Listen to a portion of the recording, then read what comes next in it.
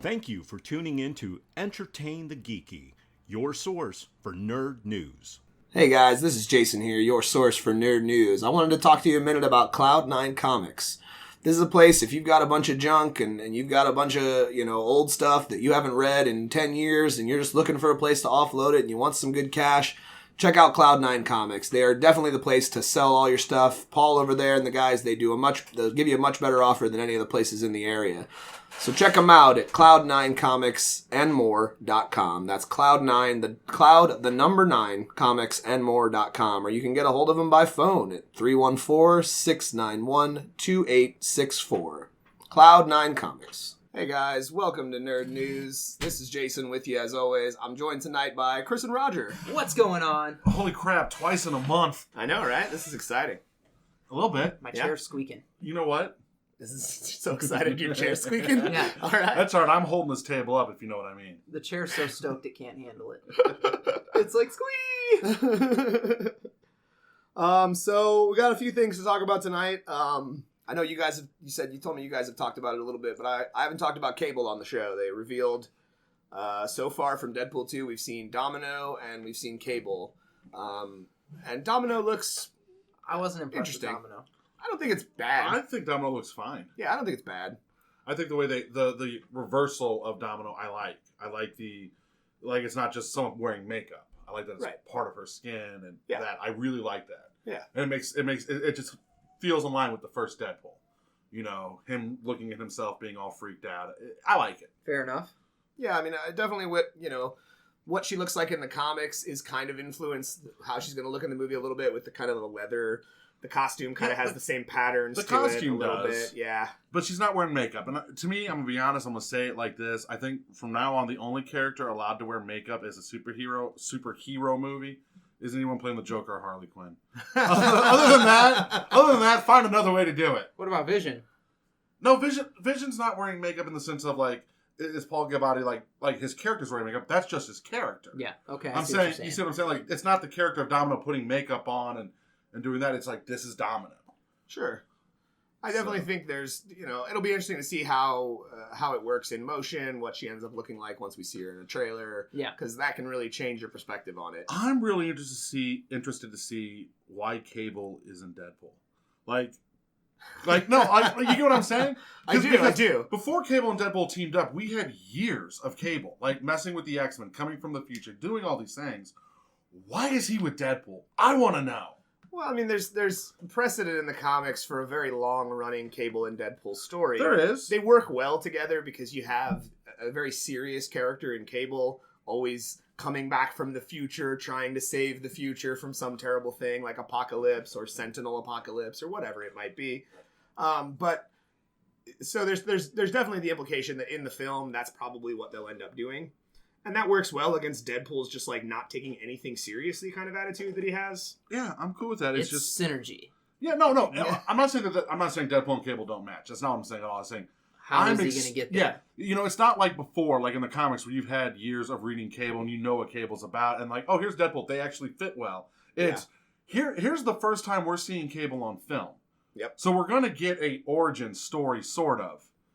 In essence, it could be 3 sentences of, if you want to live, come with me, I've come from the future, like Terminator. But we're going to get a origin story from Cable, and I'm very interested to see what story they tell. Why is Cable here? Right, I mean, is it something to do with Apocalypse? Was he not really dead? Is it something to do with the Sentinels? Does it tie into the X-Men movies? I hope not. I hope it's just something wacky. I don't think they're worried about everything tying in together. I mean, it's very clear when you watch their films. And I've always said that that's actually something that I think is a positive part of the X-Men movie world, because if you've read comics out there, if you've read X-Men comics, they're very confusing, and you know that. So if you fully understood these films and how they all connected, it wouldn't really be X-Men. I don't want them to connect. I've said time and time again, quit making sequels, just adapt storylines. I mean, yeah, I agree. I think there's definitely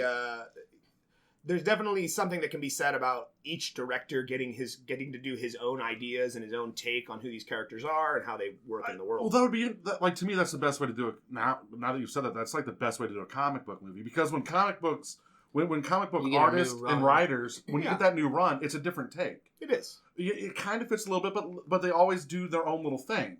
Yeah. And yeah, Everybody brings their own flavor to the character. I mean, the character's motivations and origin don't change, but how the character interacts with other characters, how they interact with villains, how they interact with just everyday people, those things are all kind of dependent on who's writing the character at the time. right.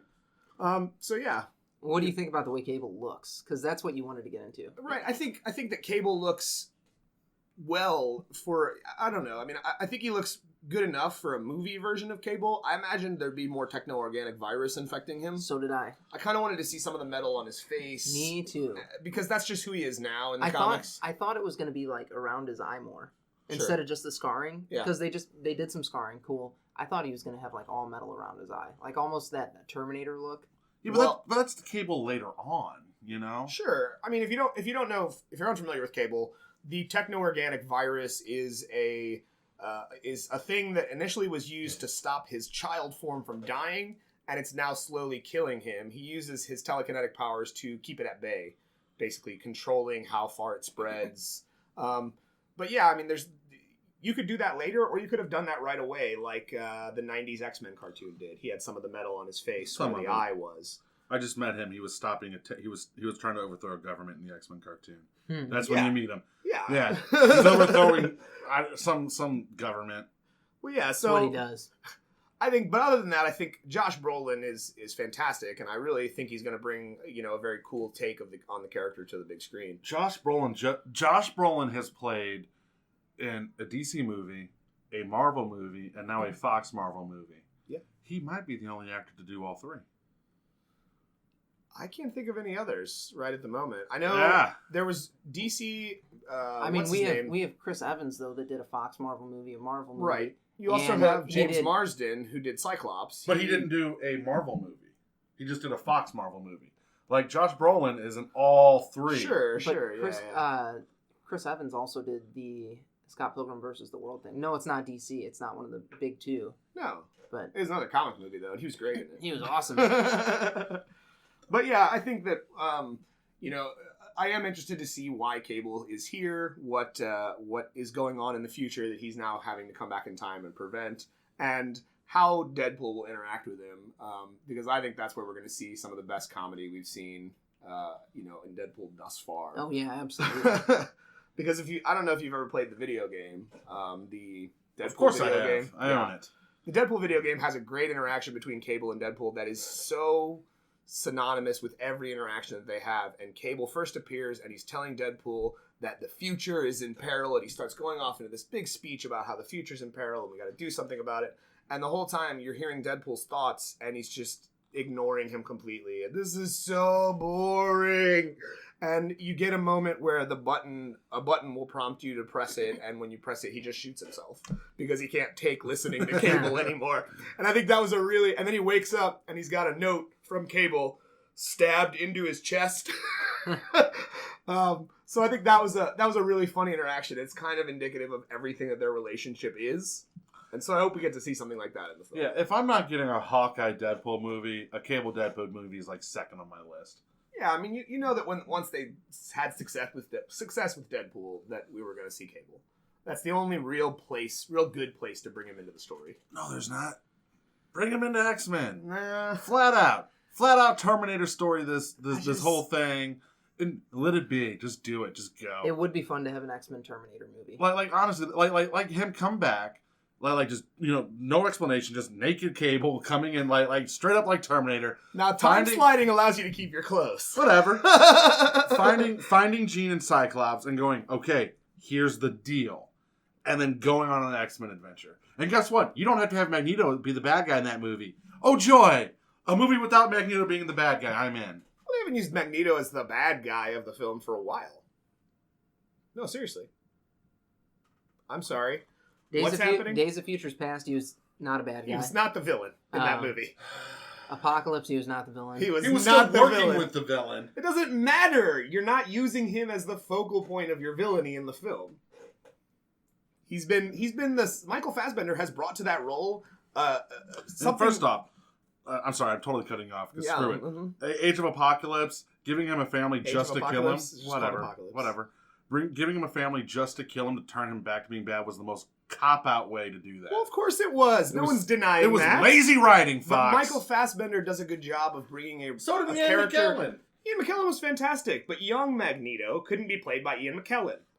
X-Men 3 begs to differ. Yeah, it was terrible. First of all, why are you going to put CG effects on Patrick Stewart? That man has looked the same since 1985. Like, why are you going to CG him to look younger? He looks that way in the 80s, so that's fine. You could have just put Patrick Stewart in the scene, everything would have been great. And McKellen has not, though. He's aged. No, he's very different than he was in He has 1985. Patrick Stewart just got a little balder. That's it. That's true. And it works for Xavier.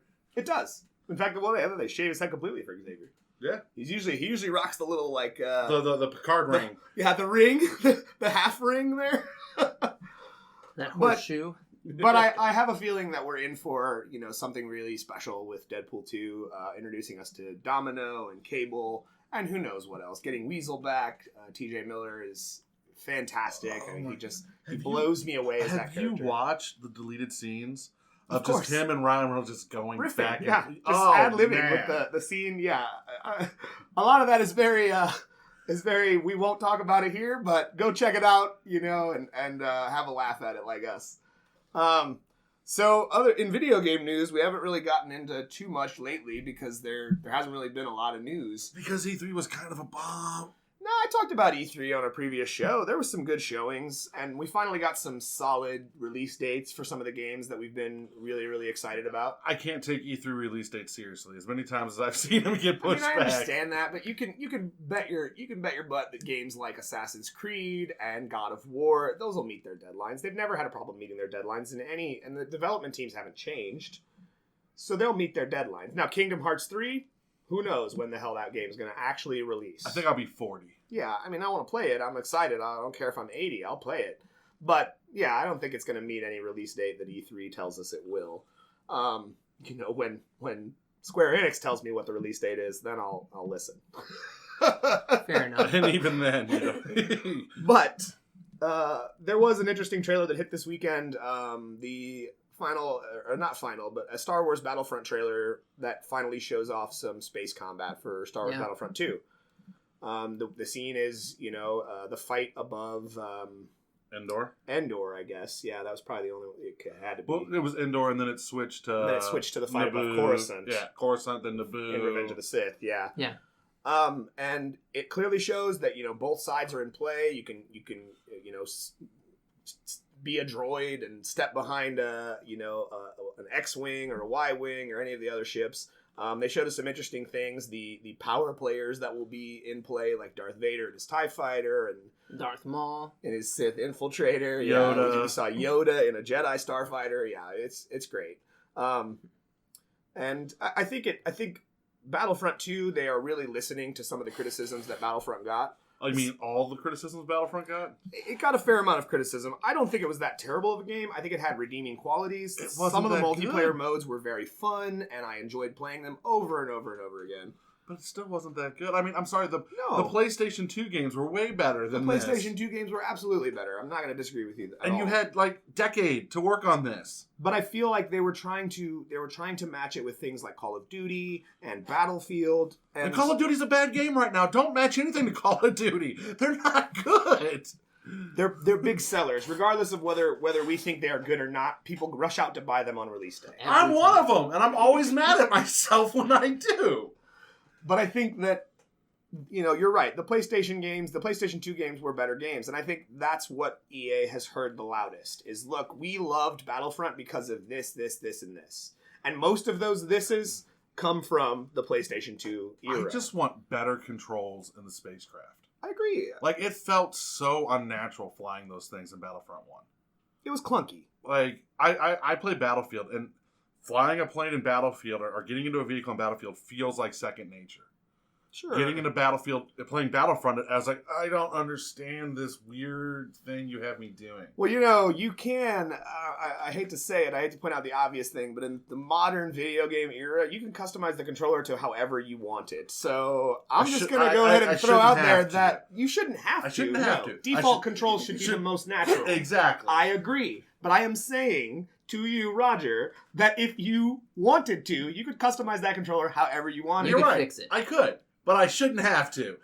I shouldn't have to. It should feel like natural. Yes. EA just got lazy. EA took the Fox approach when it came to writing movies.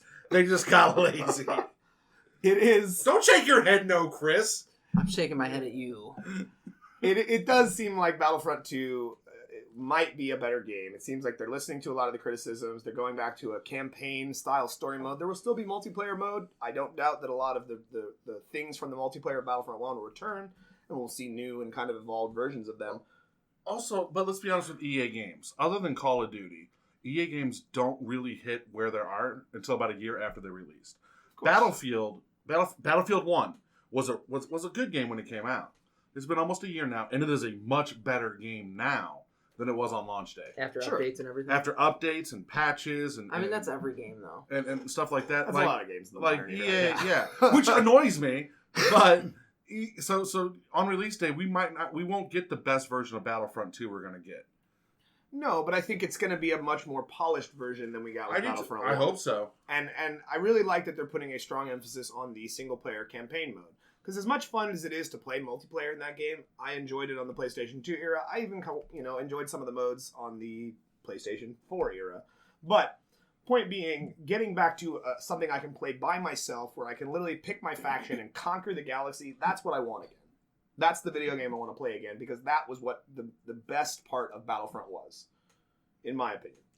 I just want what Battlefront 3 was going to give us, which was that in between, like, you're on the ground fighting, and then you're in a ship, and you're in you had space combat and ground combat in the same battle, and it was like this epic, Yeah. like the battle was epic, and you had to go everywhere. That's what I want. Let's make that happen. I mean, maybe we'll see something similar to that with Battlefront 2. Yay! I hope. What else you got? Maybe not. So I got a couple of reviews to do. I'm going to hold off on reviewing Defenders because some people sitting at the table have not watched it, even though they've had plenty of time and it's only an 8-hour show. Does he mean us? Yeah, that's us. That's us? I've watched an episode and a half. I fell asleep. I've been busy. Yeah, I've been busy too, but I've managed to take 8 hours this weekend while I didn't have to get up early and, watch Defenders. We worked yesterday. Yeah, we worked yesterday. Well, that sucks for you guys. It wasn't out on Thursday, our last day off. Did you work yesterday? You worked yesterday? Yeah, we worked yesterday. Okay, what time did you get off work yesterday?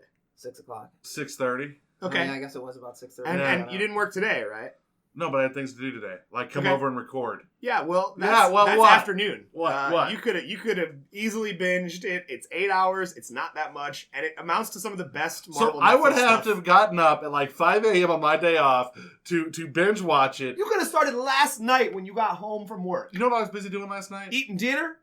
That's right. I'm a fat guy. It takes time. He went and got donuts at one point. I I went know and that. got donuts at 1 a.m. at Old Time Donuts. You were up until 1 a.m. Shut up, You could have Jason! been done by then. Don't judge my life. You could have been done by then. I was sitting on my front porch for a very long time.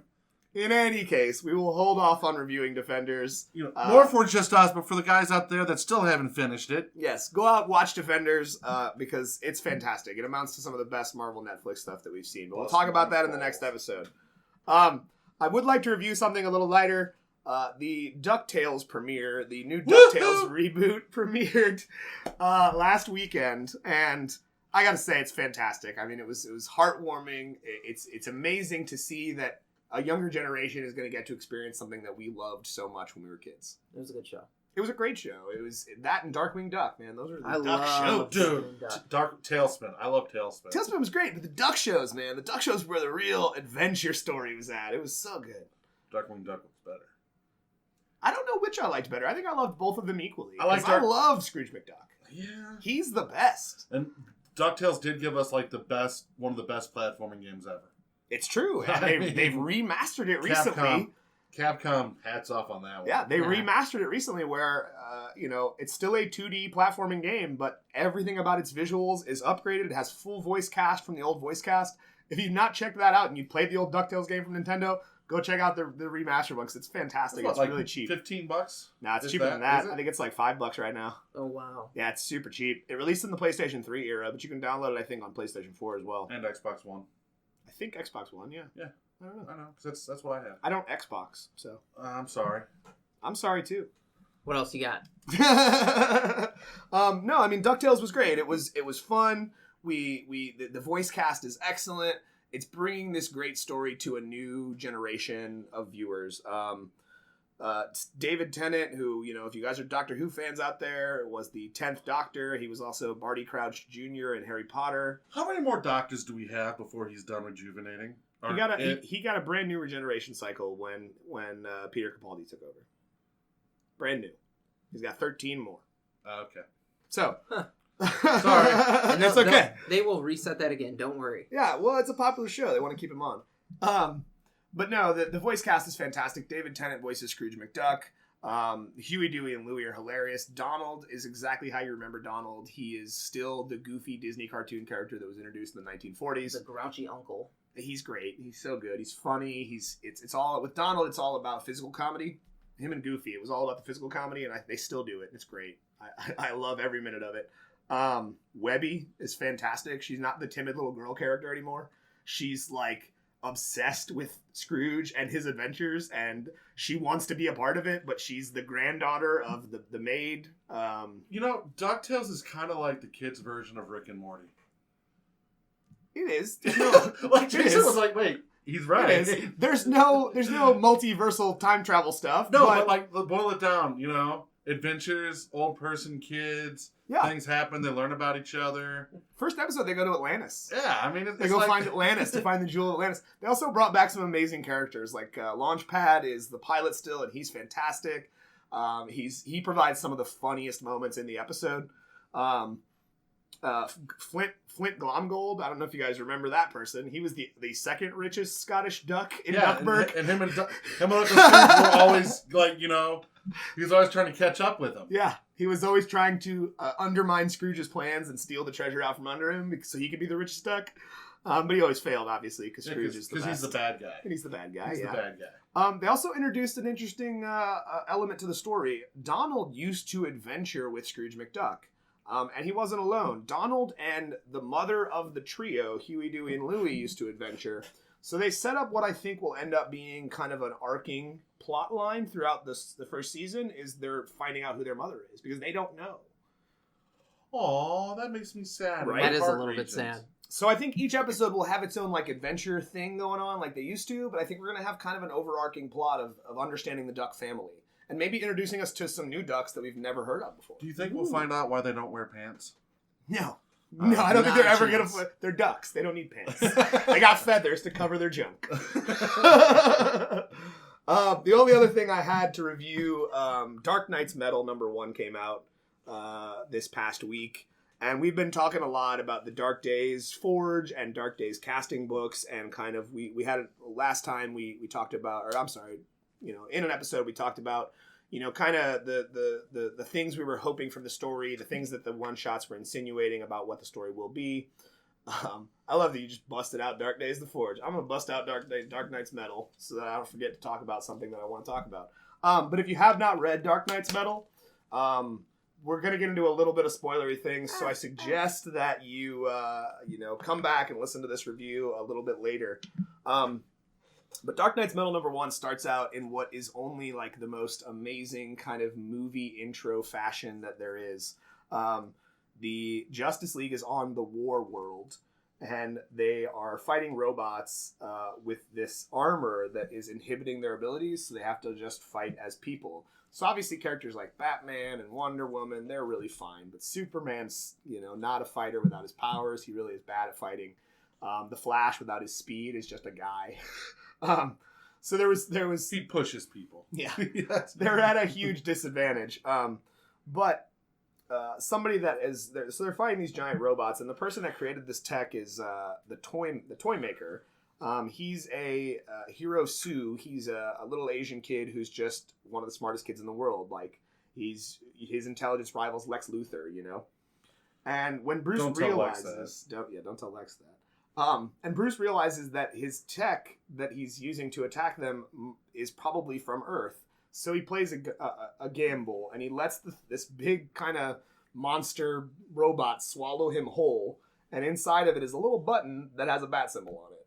because all tech on Earth is most likely Wayne tech, and he's got a backdoor built into every piece of Wayne tech so he can take it over in case it ever gets used against him. That's just who Batman is. That and he's very irresponsible. He's a little irresponsible. That and the writers write it that way. And again, a lot of people found this cheesy. I found this to be one of the coolest things about this book. It turns them into like a Justice League Voltron. Because It's the Justice League Megazord. It is the Justice League Megazord. And people thought that was cheesy. I thought that was fantastic. I really thought this was hilarious, and it felt like a good cold open to this whole thing, you know? Yeah, except, you know, there was a thing that happened. A thing that happened? I didn't care for it. We'll get into that. We're going to get into that in a minute here. I like that he instinctively knows. I know what you're talking about, because a lot of people are having problems with it.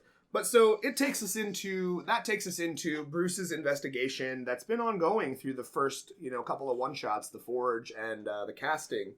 And then they run into, a character from The Forge and the casting who's been following him, Lady Blackhawk, who's actually Kendra Saunders.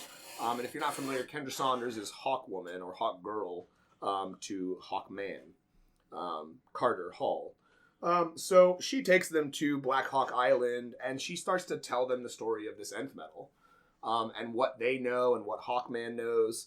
And they ultimately end up talking about the multiversal theory, saying that what we know of the universe is that the universes are built up of either matter or antimatter. And she talks about how recently it was discovered that a whole other universe could exist made of dark matter. So that's essentially what the explanation for the dark multiverse is. It is a dark matter mirror to the positive matter, to the matter universe. Yeah, we had that. Star Trek had that back in the 60s. Sure. It's not a new concept. I agree. It's not a new concept, but I think it's an interesting one. And when I see Batman with a goatee, we know. That he's the evil Batman? He's the evil Batman. I don't think you're going to have any trouble identifying the evil Batman, because we've started to see some previews. I mean, you can see this statue of one of them on the cover of Dark Days Forge, and it's got bodies literally chained to the bottom of it. I think we'll know evil Batman when we see them. Define evil. Batmen who rule their respective universes. Look. Good. Fear. Good. Batman that actually killed the Joker. So the Yellow Lantern Batman. Sure. Yeah, if you will. I mean, the Sinestro Corps is an excellent example to use for this, the fear-inducing Batman.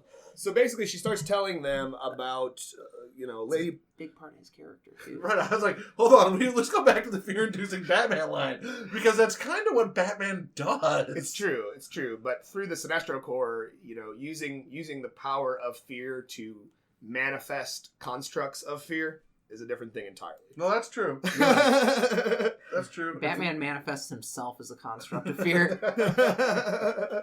So Kendra goes on to tell them that the leader or the god of this universe is called Barbados, and that in order for them to cross over from their universe into another, they need someone on this side to open the door.